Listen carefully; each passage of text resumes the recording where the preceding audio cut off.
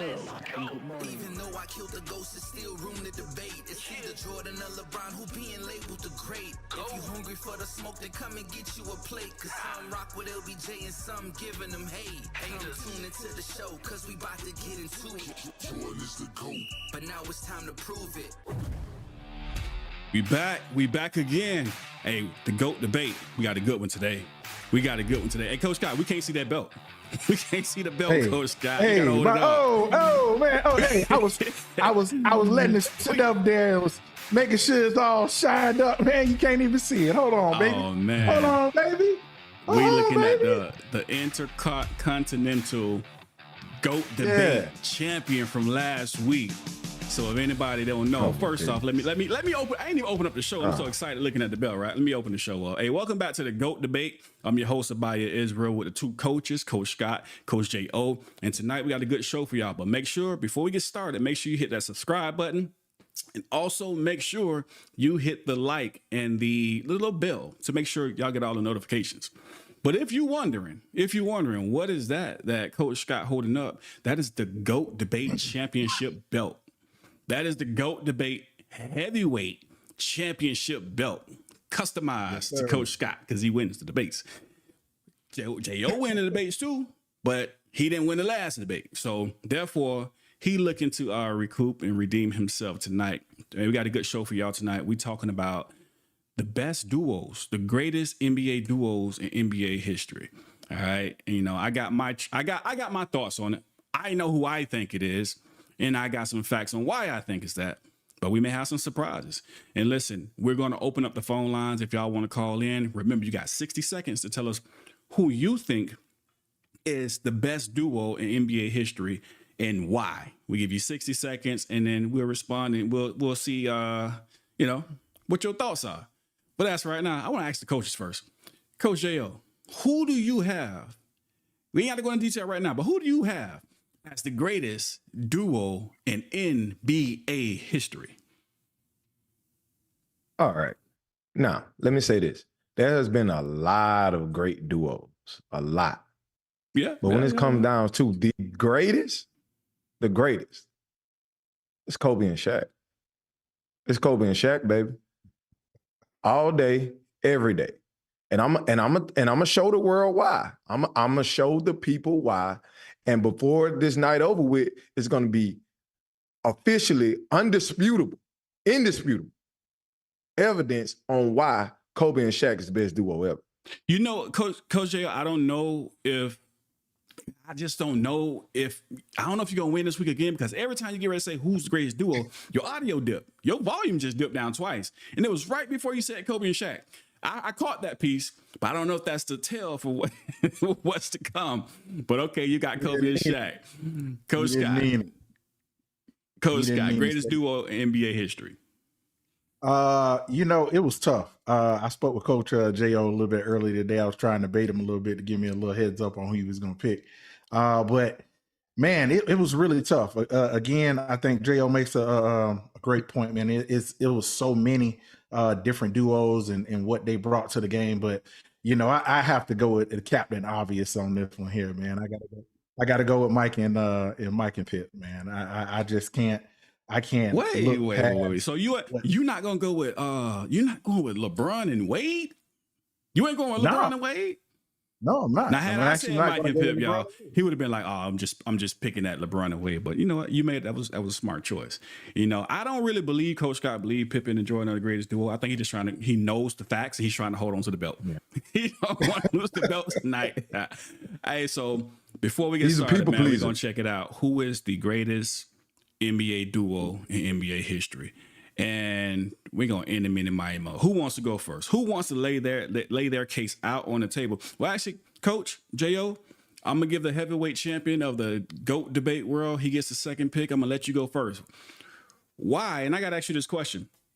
Why would you pick a duo as great as they are? Because, one of the most unstoppable duos ever. We know this, and I'm sure that's why you picked them. But with that being said, as great as they are, accolades, accomplishments, records, they have not met they have not gotten the same amount of accolades or records or wins as like Coach Scott says Jordan and Pippen. Why? What about what's up with Shaq and Kobe? Why are they the greatest? All right, let's start with this, right? When we thinking about a duo, duos have to be at least closely related. You understand me? Like they have to be close. It can't be this huge gap in talent and this huge gap in ability. All right. So when you think about duos, I think about Magic, Kareem, Shaq and Kobe, Wade and Bron. Those guys are close. Pippen and Jordan aren't that close, right? Most of those accolades and accomplishments come from Jordan, not Pippen. Okay, so let me read this out, right? In 8 seasons, the Lakers, Kobe and Shaq, had a 73% winning percentage, right?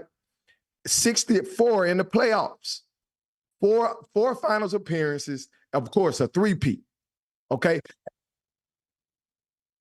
A combined 3 finals MVP, 1 MVP, a scoring title, 14 All-Star appearances, 3 All-Star MVP accomplishments or awards, 3 first-team All-NBA, 2 second-team All-NBA, and 2 third-team All-NBA, 3 first-team All-Defense, and 3 second-team All-Defense, right? And that comes from both Kobe and Shaq. Those awards wasn't just Shaq or just Kobe, but aboard together, unlike Jordan and Pippen. Okay, all right. I definitely don't agree, but but I get what you're saying. And you know what? I was actually wrong. It was actually my audio going down, so you're just fine. So maybe that's not a sign. I don't know, Coach Scott. Maybe you finna lose the belt tonight. You got to tell us why Mike and Pippen are the greatest duo. Because I mean, like it or not, I think J.O. did put out some good facts.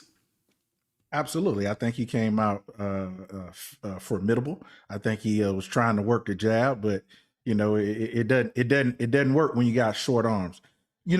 He talked about the championships that Kobe and Shaq amassed. That they amassed that three-peat. Absolutely. But think about going three-peat times 2. The Bulls were able to, with their duo, actually complete the three-peat twice.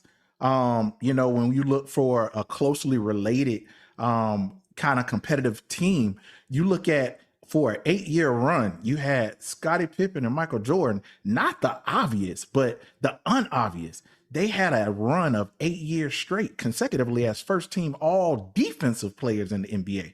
They also hold a 70% win ratio in the playoffs.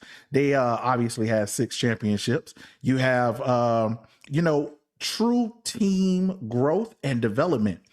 We see that Michael Jordan, actually his career did a major turn from going from 1-9 in the playoffs to going 6-0 when he actually partnered up and teamed up with Scottie Pippen. So I'm gonna work my jab a little bit. I'm gonna turn it back over to you, Coach, because I know you got a lot more stats and a lot of more figures to kind of spit out. Don't turn it back over to Coach. I turned over to because I gotta ask Coach where you going with it, Coach. All right. So now we don't have our opening round. You got Shaq and Kobe, and Coach Scott got Mike and Pippen. Before you go forward, let me just throw this question out there. 2-on-2 basketball. Before we get to anything else, 2-on-2 basketball. Who wins that game? Wow. Is that a question? Huh? Like, seriously. Was that rhetorical? Nope. Huh? Who wins the game? Who wins the game? Listen, if the Lakers get the ball first, the Bulls won't get the ball. Mike and Pippen won't get the ball. But wait. Hold on. Not if they get it first. Who wins the game? Who wins the game? Shaq and Kobe, easy. What, 10-1, maybe 10-2? Easy. True. That's easy. Okay, all right. Well, not true to what you're saying, but I get what you're saying. Eric Scott said you don't play 2-on-2. It's a 5-on-5. Stop it. I get it. I'm just asking the question. If it was a 2-on-2 pickup game, because I have seen a 2-on-2 pickup games, I just want to know. It's just opinion. It's just an opinion. It's an opinionated show. Hey, listen, we're going to open up the phone lines here shortly, so make sure y'all call in. The number scrolling across the bottom, 866-794-GOAT, 866-794-4628. So, Coach J.O., now, let's be fair. Let's be honest. Statistically, Shaq and Kobe is not going to be on the same level as Mike and Jordan, right? Can you agree to that? Yes, I can agree, but it's a reason why. Okay, explain. Again, all right. Shaq and Mike and Pippen, 9.5 years together. All right. Shaq and Kobe, 8 years together. Right. But Kobe wasn't Kobe all of those 8 years. Okay. So we're talking about that title run year, those title run years from 2000 to 2004. We have seen nothing like this, right? We've seen nothing like this. And let me explain. I have a note here called Path to Most Resistance. How many 50-win teams has Mike and Pippen played compared to Kobe and Shaq? Okay? Think about it. In 3 years, I'm talking about just the title runs, just only the title runs. Kobe and Shaq beat 10 50-win teams compared to 12 with Mike and Pippen in the period, in the playoffs. Does that amount to anything? Of course. Kobe and Shaq did that in 3 title runs, just three title runs compared to the 6 title runs. Okay. They played 10 50-win teams. Coach Scott, so he's saying Kobe and Shaq had more 50-win teams. Does that No, that's competition. That's competition. Okay, competition. Wait. So you're not saying, like, you're not being one of the LeBron fans now, because some of these guys are just off the wall. I'm just being honest now. Hey, listen, I think LeBron's an all-time great, but I hope you're not saying, like, I guess the 80s and 90s there were no competition, and like they got this crazy thing going on where Larry Bird was trash, Magic Johnson was trash, Kareem was trash. I'm looking at this crap on the internet like, you serious? You're not. That's not your stance, right? No, that's not my stance. Okay. What I will say is Kobe and Shaq played tougher talent than Mike and Pippen. That's what I'm saying. Oh, okay. Coach Scott? Cool. I think that, when we look at what obviously Mike and Pippen accomplished, we're just going to look at some of the not known facts. Some of the you gotta really look for this type of stuff. You got Mike and Pippen a part of the 40-40 club. And I ain't talking about Jay-Z's club. I'm talking about 40 points combined with 2 individuals playing at a extremely high level. Only 9 times in NBA history has it been done, but it's only been done 6 times within a regular season run. Check this out. You got Gus Johnson and Walt Bellamy. They did it in 1964, 41-40. You have Elgin Baylor and Jerry West, 40-40 club. You got Kevin Durant and Westbrook. They did it twice in 2012 and 2015. You got LeBron and Kyrie. They're the only duo that has ever done it in the NBA Finals. And then you got Kevin Booker and Chris Middleton. They did it in 2021, the 40-40 club.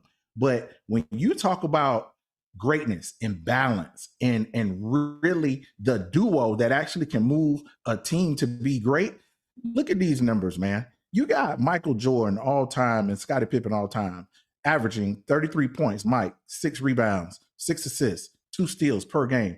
You got Scottie balancing the house out, 19 points per game, 8 rebounds, 6 assists, 2 steals per game, 1 block per game. Both of them shooting over 45%. From the free throw, Scottie actually was at 75%, Mike at 81%. That is a true balance. That is a true duo. When you look for and I hate to call it a Batman Robin, but you look at Scottie Pippen, he could have went anywhere and been another team's number 1 option for multiple years. But the balance of Scottie and Mike throughout the years, it was unprecedented, man. Unprecedented. Yeah. Coach J, I got a question for you. Obviously, this is biased because I'm moderating, but I agree with. I want to see your stance on why Shaq and Kobe is better than Mike and Pippen. But you did say they played more competition. I want to point this one thing out, right? So we know Jordan was drafted in '84. Pippen came in '87. Of course, before then, Jordan had some troubles. Pippen showed up. And with that 1-2 punch, they went on within 3 years to be in the Eastern Conference Finals. Now, within that Eastern Conference Finals, they beat a Cavs team, a 57-win Cavs team that was led by Ron Harper, Craig Elo. They also went on to beat a 52-win Knicks team that was led by Patrick Ewing, Mark Jackson, and Charles Oakley. Now, here's the kicker, because they went on from the Knicks to play the Pistons that year. All right. This is 1989 playoffs. They went on to play the Pistons, who were led by Isaiah Thomas, Joe Dumars, Dennis Rodman, Bill Laimbeer, Mark Aguirre, all names who could have possibly been in the Hall of Fame. Three out of the five were in the Hall of Fame. One should have been there. One's not there because they just don't like him, Laimbeer. For example, Mark Aguirre, he's 22. He averaged 20 points, 48% shooting in his career, and 5 rebounds, 3 assists. So that was a very stacked and talented team. Now, that same Detroit team, now follow me, that same Detroit team in 1989 went on to the finals to sweep the Showtime Lakers, Kareem, Magic, Michael Cooper, James Worthy. They was coached by Pat Riley. They swept the Showtime Lakers. They had one of the greatest NBA playoff runs in NBA history at 15-2. That's up there with the 16-1 2016 Golden State Warriors. They went 15-2. The only team that was able to beat them those 2 times was Mike and Pippen, the Chicago Bulls, in '89, 3 years after linking up together. That's competition. And then you see the progression as they go on. But I'm going to pass it to you. Real quick, we got a caller calling in. Caller, we're going to get to you in 1 second. If you can hold on for us, we're going to open up the lines in 1 second. But go ahead, Coach J.O. Okay. Now, I'm not saying Mike and Pippen didn't play any competition, but their competition juxtaposed to Kobe and Shaq's competition, it's no match. Think about this, right? In 91, first round of the playoffs, the Bulls beat a 39-43 team. 39-43. Those are the teams that LeBron played. Okay, those are them type of teams. Them teams that under 500 that they play every year. In 92, they beat a Miami Heat team that was 38-44 in the first round. Think about this. In the year 2001, the Lakers beat 4 50-win teams. They played a 50-win team in the first round. They beat the Portland Trailblazers in the first round as well. The 55-win Kings team and a 56-win 76ers team. You said something about 15-2. How about 14-1 in the playoffs? Losing one game in the entire playoffs in the year 2001, which I think is the best team ever. The 01 Lakers, the best team ever. 14-1 in the playoffs, 1 loss. Game 1 of the NBA Finals where Allen Iverson just went bonkers. Okay, you got to give it to him. But 1 loss in the playoffs. And they played 4 50-win teams. Unlike MJ and Pippen, who are playing teams under 500. Like, that has to count. We have to factor that into something.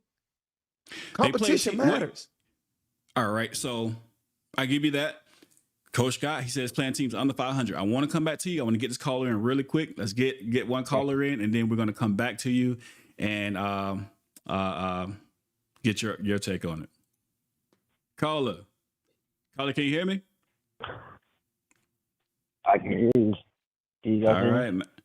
We can hear you loud and clear. I believe the stream can hear you as well. We appreciate you calling the GOAT debate. Not the GOAT debate. Got to say it right. It's the GOAT debate. We're going to give you 60 seconds to weigh in on the topic.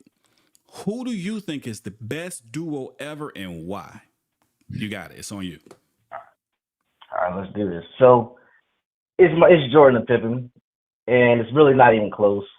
They got in a championship 6-3, Finals MVP 6-3, MVP awards 5-1, Defensive Player of the Year awards 1-0, scoring titles 9-1, All NBA first team selections 15-14, All-Star appearances 15-13, All Defensive Team selections 16-8, Team win shares 260.4 to 170.6.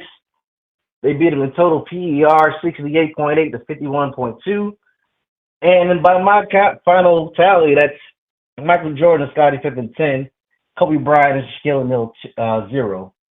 Additionally, they had not won three-peat. They did 2 three-peats. They also won 72 games. There's only been one team that's only ever done that better than them. It's not even a question. It's Jordan and Pippen. So, Coach J, are you bobblehead? Are you bobblehead? Are you saying the stats ain't right? What's going on? You okay? They're disingenuous. Those stats are disingenuous. By the way, this is Coach Scott's unathletic little brother. Just dropped some knowledge. Listen, those are MJ's accomplishments. You are ringing off MJ's accomplishments. That's it. Coach J.O., I'm gonna drop a whopping statistic. Prior to Kobe Bryant, prior to Scottie Pippen joining the Bulls, do you know Michael Jordan only was shot over 50% one time? After Scottie Pippen joined the Chicago Bulls, Michael Jordan never missed a season with shooting over 50%. They just gelled together. They played well together. They were peanut butter and jelly. They were Kool-Aid with the sugar, not without the sugar. They were Kool-Aid with the sugar, man. They was just good together. Another stat. Watch how their careers, both of their careers, even though they were in the prime of their years, they tapered off systematically the same because they didn't have each other. Michael Jordan, his final few years with the Wizards, 21 points per game, 4 assists, 5 rebounds out of 142 games. Final 2 seasons. Scottie Pippen, without Michael Jordan, 15-point average, down, 5 assists, 6 rebounds, down, 45% field goal percentage. The only thing that actually did kind of trend up for Scottie Pippen was his field goal percentage because he got the ball a little bit more. He became a heavy number 1, number 2 option, as opposed to obviously when he played with Mike was the number 1 option. So you see a consistent taper off based off of both of their performance, as opposed to when they played together. Kobe and Shaq's performance when they weren't together got better. And the debate today is the best duo in the NBA. And Coach J, I got a question for you when you go on that. When you're saying Kobe and Shaq played better competition, even Carla, you can chime in after Coach J.O. When you're saying Kobe and Shaq had better competition, are you saying they played more competition or the competition was just physically gifted and better? Both. They played better teams. You understand? It's only one team, one playoff series during that run, during those championship runs, that wasn't a 50-win team. Only one. You understand? When Pippen and MJ played their 50, and don't get me wrong, they played a lot of 60-win teams as well. But those teams were waiting on them in the finals. The Utah Jazz was waiting on them in the finals. The Supersonics were waiting on them in the finals. The Trailblazers were waiting on them in the finals. We are talking about the path of most resistance. Again, this is the same thing with the LeBron James. You cakewalk through the Eastern Conference playoffs, and then boom, we in the finals and we may win, and we saying that we got competition. What about those series that led up to the finals? Does that matter? Does those series hold weight? Or we just gonna throw that out the window? So Coach J.O., ultimately, every team signs up to get to the championship. Yes? Of course. Every team signs up to get to the championship. How you get there is how you get there. But you still got to play the best in the East and the best in the West when it's all boiled down. So are you making the argument that Kobe and Shaq were a little bit more fatigued as they played based off of the teams having more wins throughout the season? Or was Pippen and Mike just not as fatigued because they played, as your words, not mine, a weaker competition? I'm gonna ask you a question. I'm gonna answer your question with the question, right? And I Oh, know you're wow. not a big you're not a Wow. big you're not a big SEC guy, right? Would you say that the SEC competition is greater than that of Big 12? I'm glad you said the Big 12 because I thought you were going to say ACC. And you're talking about currently, right? You're talking about current football? Yes, yes. Yes, absolutely. Way better, right? It's better for sure, 100%. Okay. So getting a national champion out of the SEC and the road that they got to get to the national championship, just opposed to somebody in the Big 12, that matters. That matters.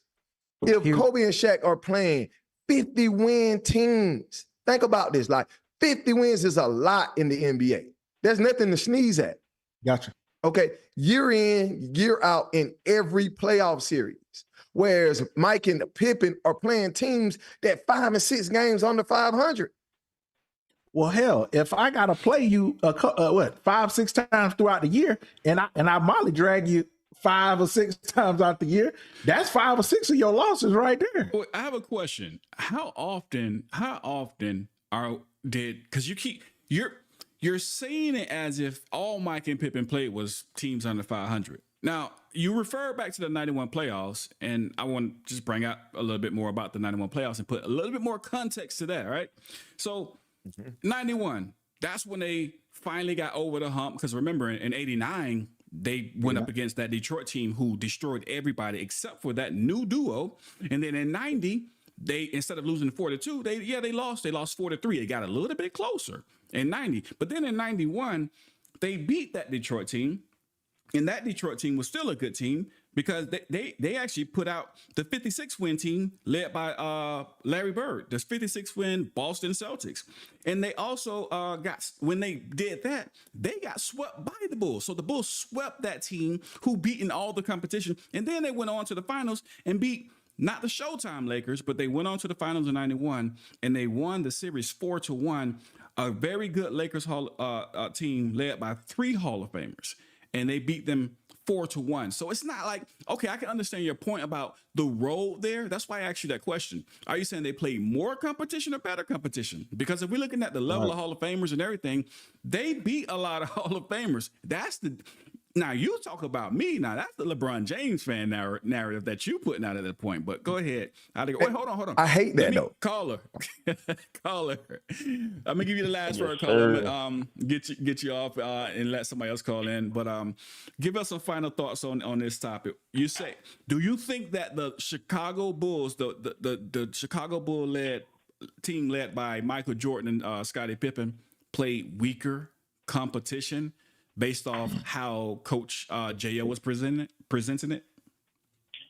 I mean, you base it off 50-win team, sure, by all means. The Lakers may have played slightly better competition, but I look at who the Lakers wound up beating in those finals. I mean, you got the Pacers, the Nets, the Sixers. Can you seriously say any of those teams are better than any of the 6 teams that the Bulls beat, led by those aforementioned Hall of Famers, Magic Johnson, Clyde Drexler, Charles Barkley, Gary Payton? I'm like, come on, now Karl Malone and John Stockton, like, all those teams were light years better than all those teams that the Lakers three-peated and ran roughshod over the Eastern Conference. Just my opinion. And again, like, there's something to be said with going 6-0 in the finals. When Kobe and Shaq had a 5-year period, they won those 3, but then what happened in the 03? They flamed out against San Antonio, and then in 04 they imploded. So Kobe and Shaq could have been the best duo of all time, but men lie, women lie, numbers don't. 6-0, baby. Let's get it. That's true. Hey, we appreciate you calling, caller. Man, we're gonna get you off. Thanks for the input. Hey, stick around, because we got to vote, because we got to see who's taking that belt home tonight. Right now, currently, Coach Scott holding it, and Coach J.O. say he coming for it. So I mean, he makes a good point, Coach J.O. When you look at the finals themselves. And Coach Scott, when you look at the finals themselves, the 76ers, yes, they had AI and they had Mutombo, but they didn't have a team that was going to compare to that Lakers team. Now when we're talking about the Boston Celtics with Kobe by himself, yeah, that's a whole nother story, right? But I understand what you're saying, Jo. Like the road to the chip it matters. I'm not debating that. It definitely matters. That's why I'm going through the history of the Bulls. Even in their losses, they played a lot of competition. Hold on, we got one caller calling in.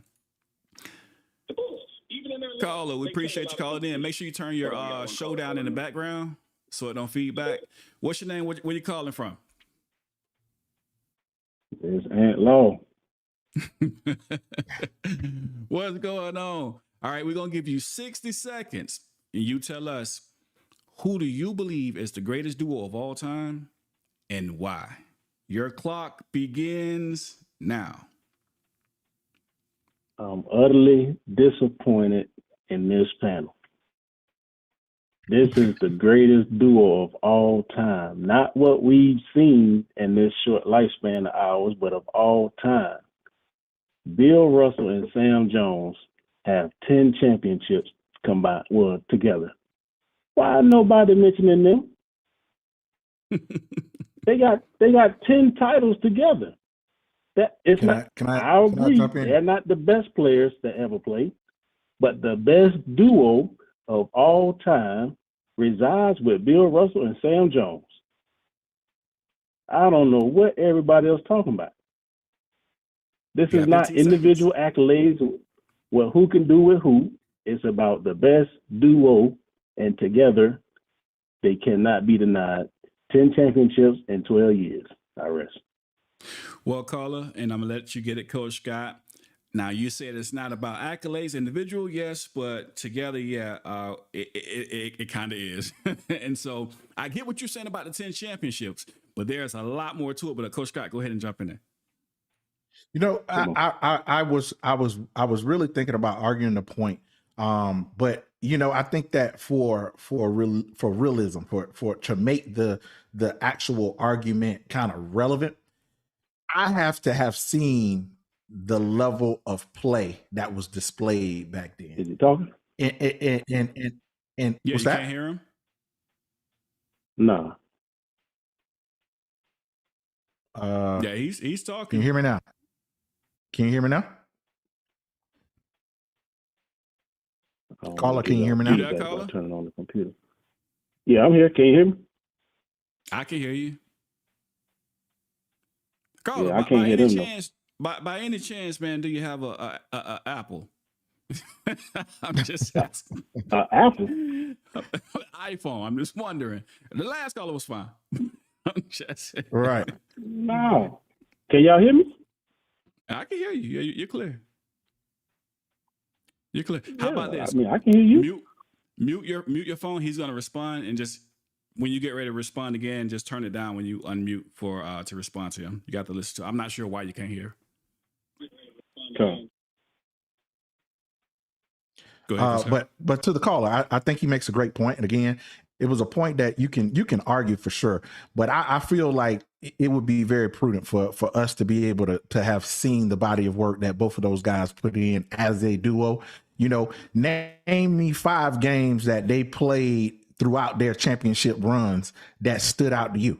And for me, I couldn't name them because I never saw them play. So for me, I kind of wanted to go kind of modern, wanted to stay relevant, but also, you know, when you look at the body of work that Pippen and Jordan and who they had to go through to actually be held as the champions of the NBA, they beat some moniker teams, they beat some big names, they beat Hall of Famers, and they played so well together. They made another Hall of Famer in Tony Kukoc.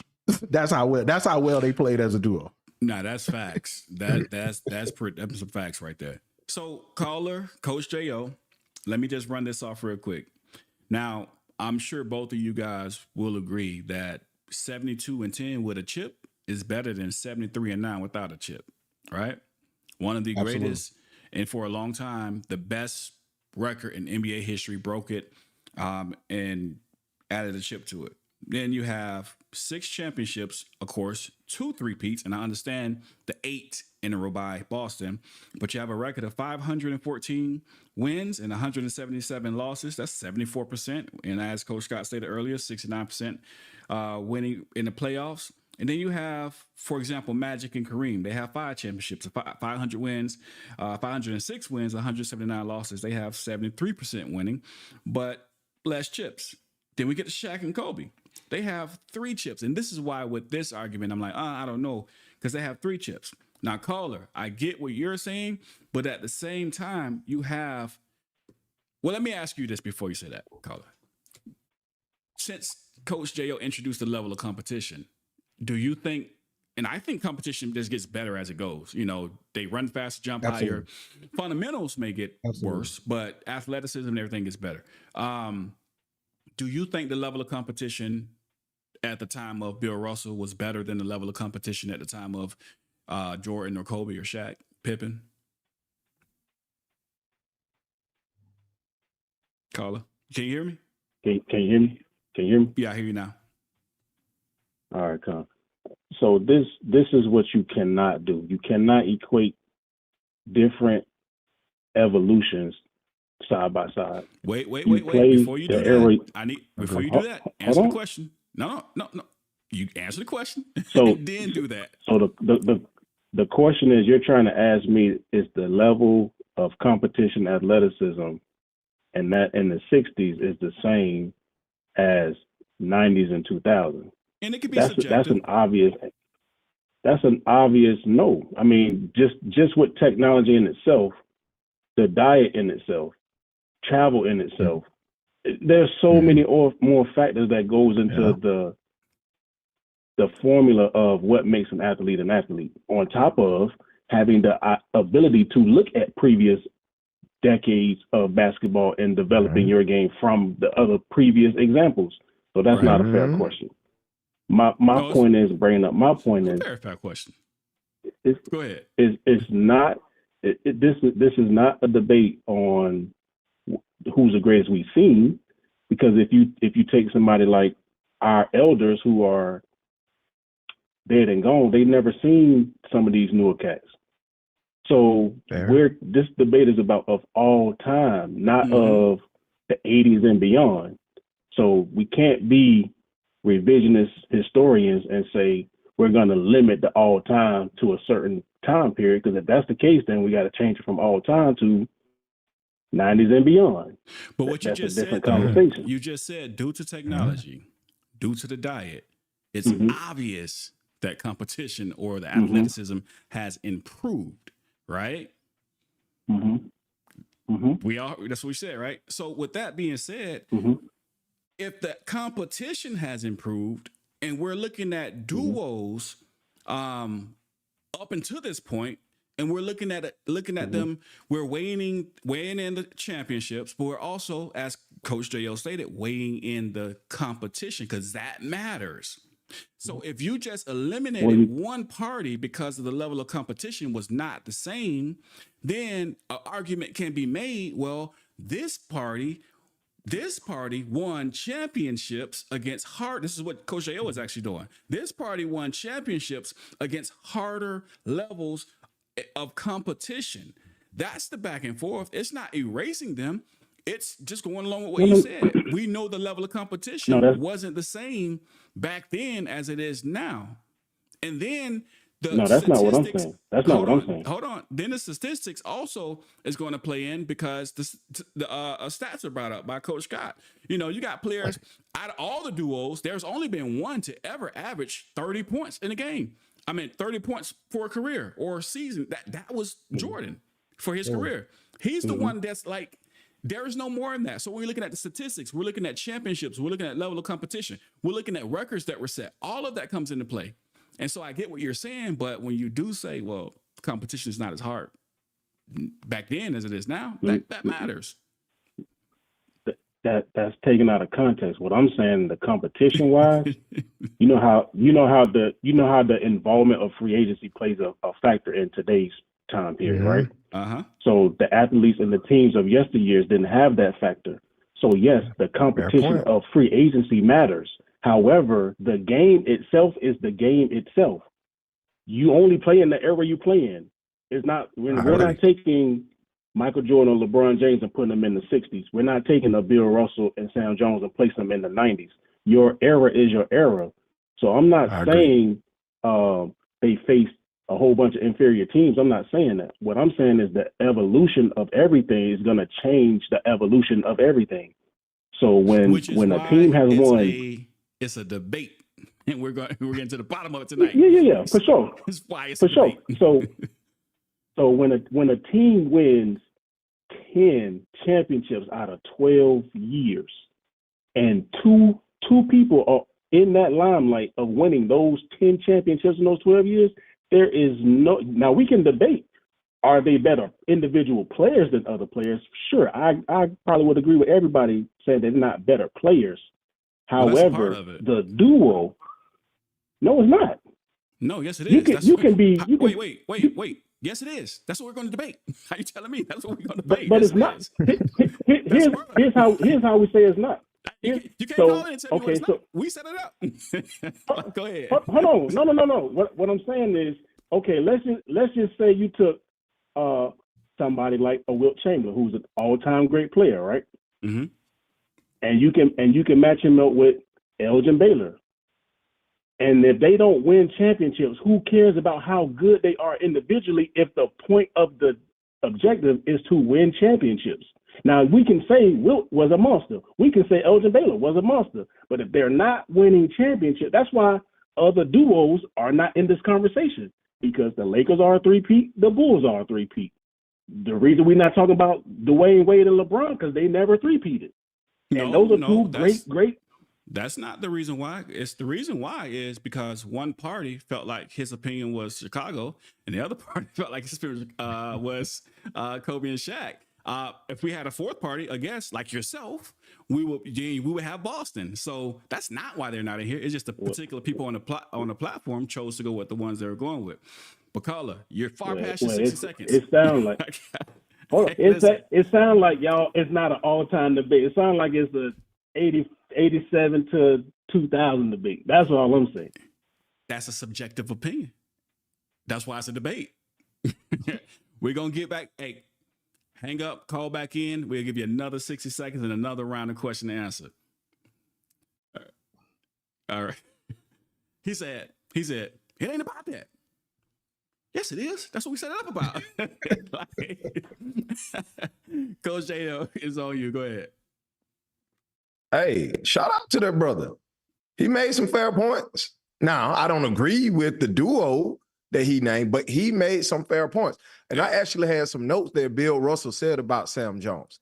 Bill Russell said, if he had any player to pick to win a game 7, he's picking Sam Jones.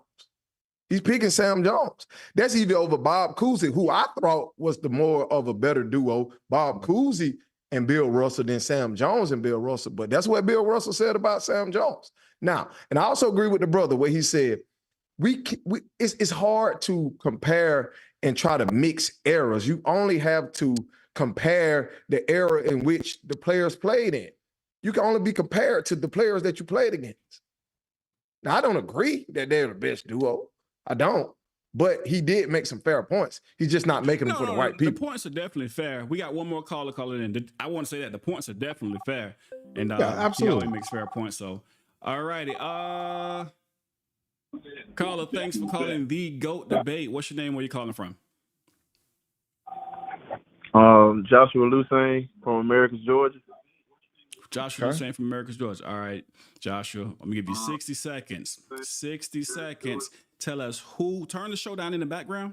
That way don't echo. Gotcha. Tell us, who do you believe is the greatest duo ever and why? And your time will begin now. My greatest duo, I mean, I'm gonna have to go Kareem and Magic. Just looking at their stats, I mean, it wasn't like nobody was better than the other. Them the only two duos that I think that were like, it was a 1-2 punch for real. Okay. All right. You got 30 seconds left.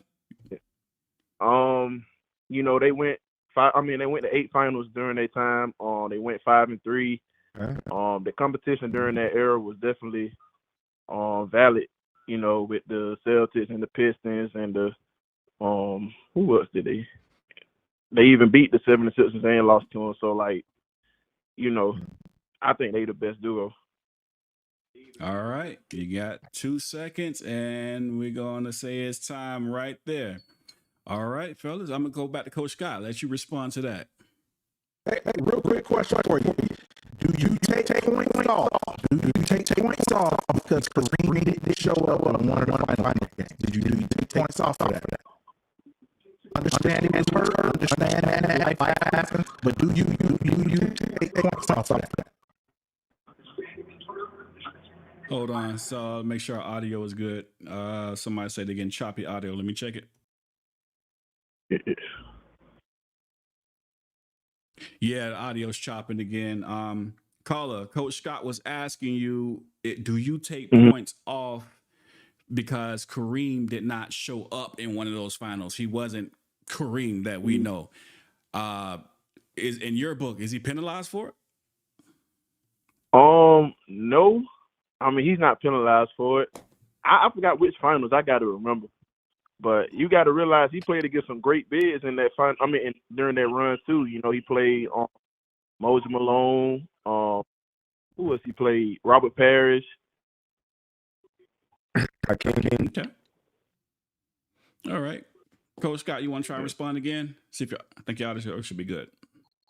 Test.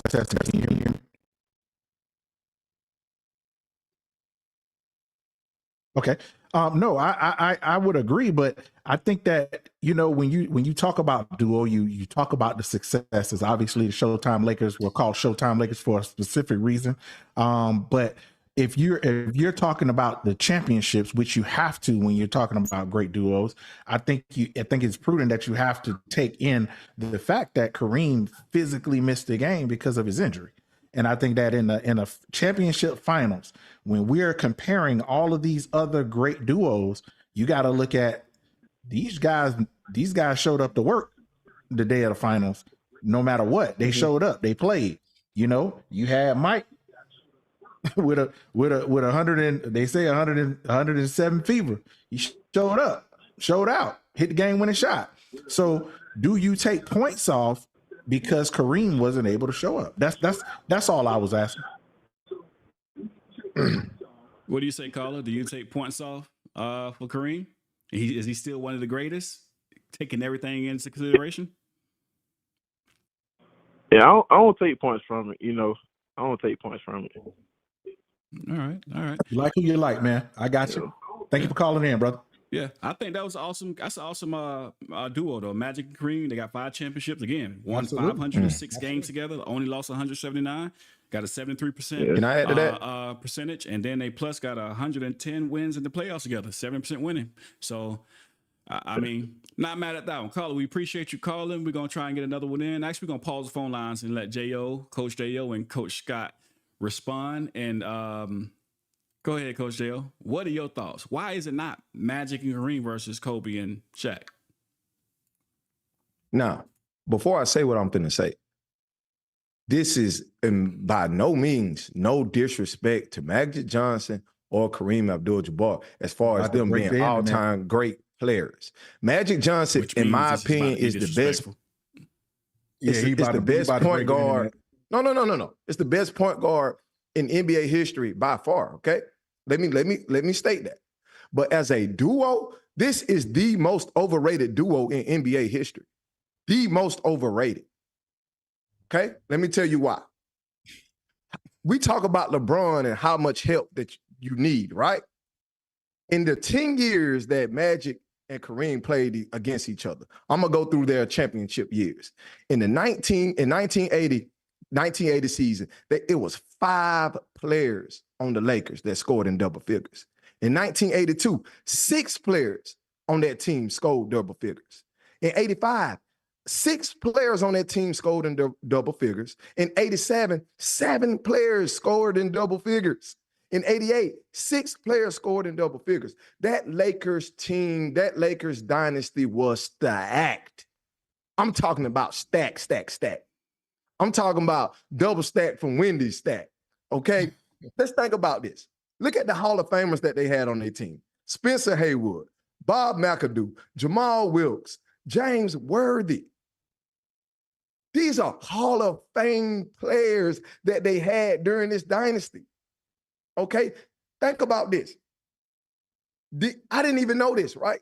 In the 1998 season, do you all know? I'm just going to ask, who was the leading scorer on the team? It wasn't even Kareem or Magic. It was Byron Scott. No, Byron Scott. Byron Scott led a championship team in scoring. How can you have Kareem and Magic on your team, but Byron Scott leads a championship team in scoring? So is Byron Scott like not good or something? Like, was he not a decent player? That's what I'm like. No. That's not what I'm saying. What I'm saying is, if they are the duo, why is someone else leading the team in scoring? That's fair point. Definitely fair point. You get what I'm saying? If they are the duo, why is Michael Cooper a defensive player of the year for the team? Let me jump. Let me ask you a question, Coach. Just based off. I mean, your duo doesn't always necessarily mean you have to have two guys that are just offensive machines.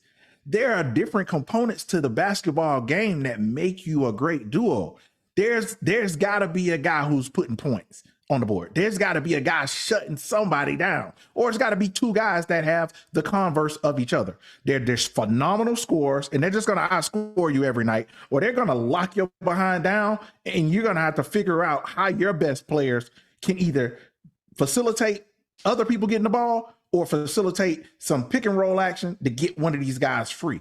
So I'm confused on, Byron Scott may lead the team, but that doesn't take away the greatness of the duo, in my opinion, because the greatness of the duo has nothing to do with how they elevate other people's games. That's what makes the duo great. That's a fair point as well. Coach Scott, and I'm going to ask you the same thing, Coach J.O., what are some of the weaknesses of Shaq and Kobe? And after Coach Scott goes, Coach J.O., I want you to give me the weaknesses of Mike and Scotty. Oh, that's a phenomenal question about it. I think the weaknesses in Shaq and Kobe is you had two alpha males that couldn't relinquish their ability to be great together long term. Wow, that was a good one. That's a good one. They had the power of the earth at their fingertips, and they let ego, vibrato, in the city of LA break them up when they could have legitimately done something the basketball history has never seen before. That is true. That is, I gotta agree with that. Coach J.O., what are your thoughts? What are some weaknesses that Michael Jordan and Scottie Pippen may have had? I know y'all might think I'm trying to be funny or even be disrespectful, but I'm not. Here it comes. I'm not. Listen, I'm not. I really not.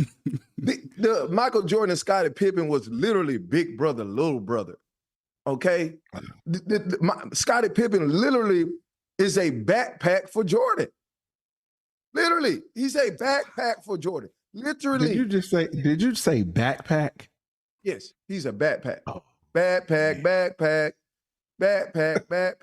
So Jordan carried Pippen. He's that. Listen, I'm not saying Scottie Pippen was trash. I'm not saying Scottie Pippen didn't even lay a brick. He laid a brick or two.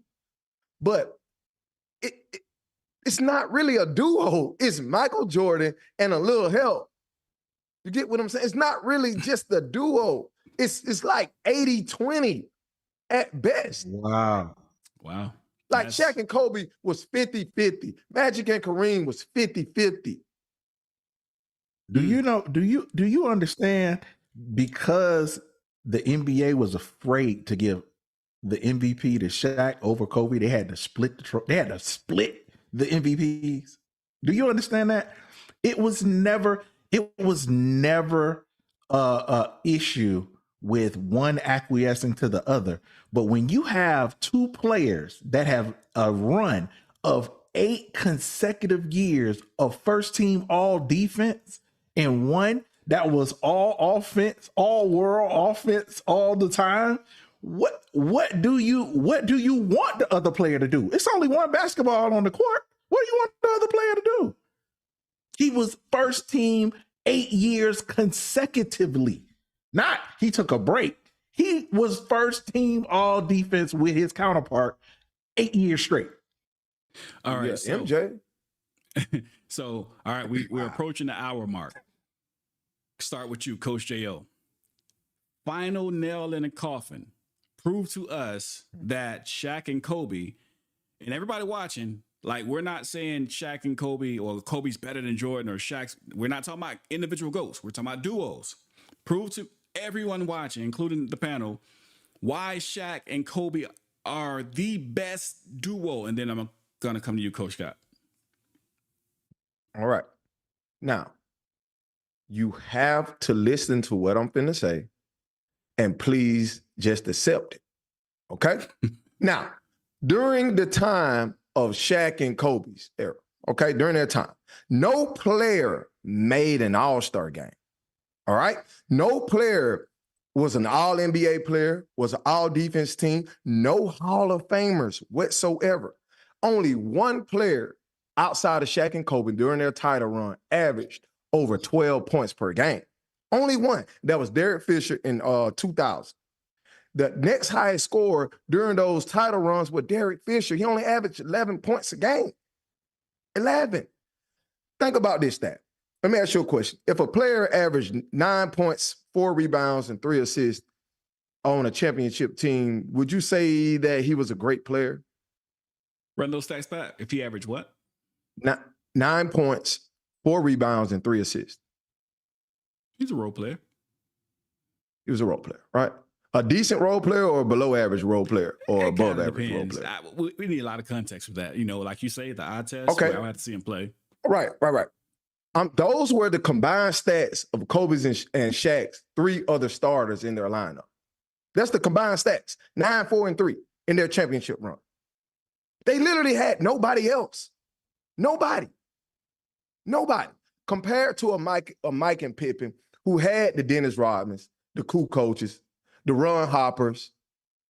Okay. Now, I'm not trying to say that Steve Kerr was this great, all-time great player, because he wasn't. Okay. But Dennis Rodman was. Dennis Rodman led the NBA in rebounds. 3 straight years, 96, 97, 98. Okay. He's, if not the best, definitely top 5 best defensive player ever in the history of the game. Kobe and Shaq didn't have that. They did not. All right. Well, he makes a fair point. I don't know about you kind of named the second three-peat, not the first, but Coach Scott, why is Pippen and Jordan? And I gotta admit, like, the facts that Coach Jo just brought out, that's pretty good. Like, it does sound like it was just Shaq and Kobe, and they said, everybody else, get on my back. Let's go to the chip a few times. Why is Michael Jordan and Scottie Pippen the best duo in NBA history? Go ahead. Simple. They owned a decade of basketball together. Together. They owned a decade. 10 years of basketball was owned by 2 people. And then they added some other components, but 2 people predominantly. Right. They owned the 90s. From 90 to 2000, you had to go through the Windy City and see MJ and Scottie Pippen to figure out who was going to be the best basketball team in the NBA. That's enough. But you did throw out some really good information about the other players, the others, as it pertains to the LA Lakers. But let's look at the facts. Kobe and Shaq weren't open to allowing people that they felt didn't put the skin in the game like they did. They weren't trying to make the others better. You either got on or you got along. But with Mike and with Pippen, they developed everybody. They created silos, and everybody became great in their own window. The reason the worm became the worm is because he ain't had to focus on scoring points. He had to focus on one thing: rebounding. That's true. Steve Kerr didn't have to focus on everything. He had to focus on one thing. When you got in, I need you to get open, and I need you to knock down the 3 when you're open.